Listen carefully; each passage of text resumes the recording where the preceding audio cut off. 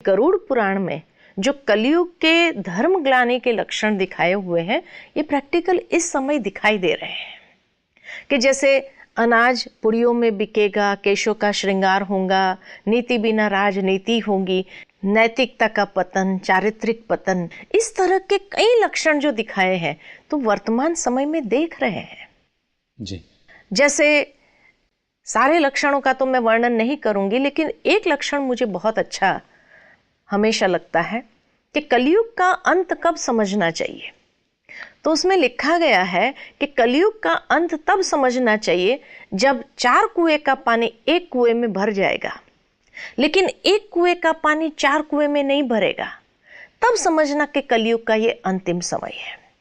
मनुष्य सोचता है 4 कुएं का पानी अगर एक कुएं में भर गया तो क्या एक का पानी 4 में नहीं भरेगा?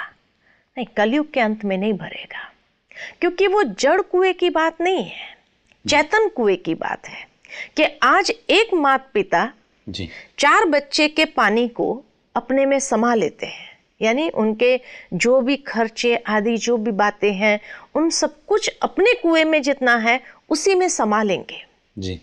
लेकिन जब एक माता पिता को समाना आता है तो 4 कुएं मिलकर के नहीं समा सकते हैं, यानी 4 बच्चे एक माता पिता को नहीं संभाल सकते हैं।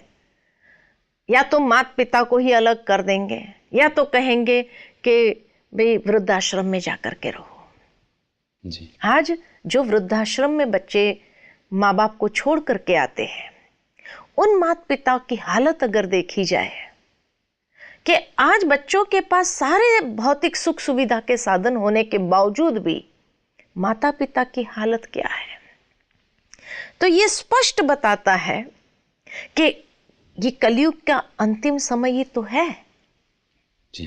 नहीं तो आज मदर टेरेसा क्यों बनती थी? मदर टेरेसा सिस्टर टेरेसा थी, एक मिशनरी स्कूल चलाती थी जी।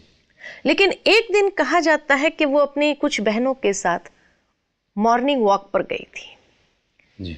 और वहां पर उन्हें एक बहुत दर्द भरी सिसकने की आवाज सुनाई दी। चारों ओर देखा, कोई नजर नहीं आ रहा था।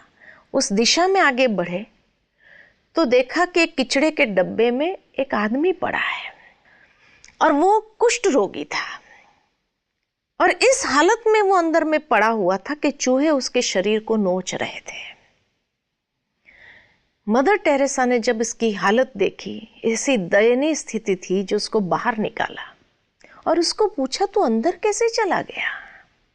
उस वक्त वो व्यक्ति रोते हुए कहता है कि जब से मुझे ये बीमारी हुई तब से लेकर के मैंने जीवन में दुख के सिवाय कुछ नहीं देखा और आज मेरे बच्चे भी मेरे से तंग हो गए कि कल रात को मेरे बेटे ने आकर मुझे किचड़े के डब्बे में फेंक दिया कि मर जा बुढ़ा, ऐसे रोग से तुम हमें भी इसके शिकार बना देगा करके मुझे फेंक के गए।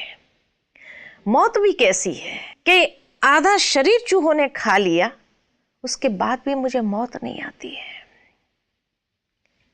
और वो इतना रो रहा था, यही चीज ने उसके हृदय को परिवर्तन किया। उसने अपने मिशनरी वालों को जाकर के बताया कि हमें ऐसे लोगों के लिए भी कुछ करना होगा।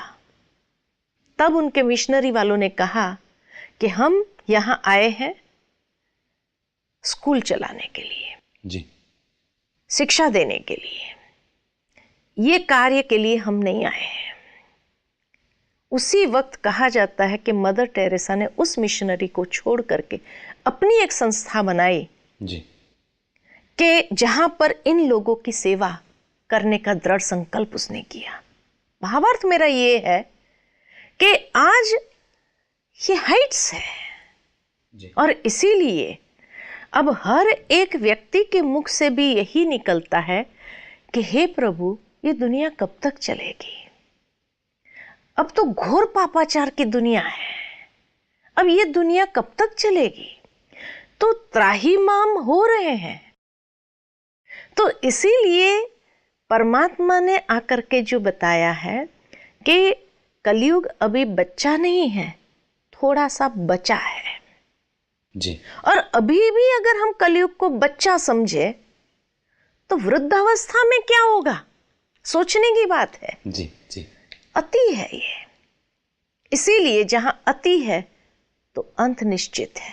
तो कहने का भावार्थ के जैसे कोई बात पढ़ते पढ़ते कई बार शब्द फेर हो जाता है, इसी तरह कलयुग अभी बच्चा नहीं, लेकिन शास्त्रों के अनुसार ही अगर देखा जाए तो सारे धर्मग्लानि के लक्षण देखते हुए तो अब कलयुग थोड़ा सा बचा है। तो खाली ब्रह्मा कुमारी कह रही है ये नहीं, शास्त्रों के अनुसार भी अभी लक्षण दिखाई दे रहे हैं। इसीलिए कहा जाता कलयुग के लिए अब बहुत गई थोड़ी रही, थोड़ी की भी थोड़ी बची है।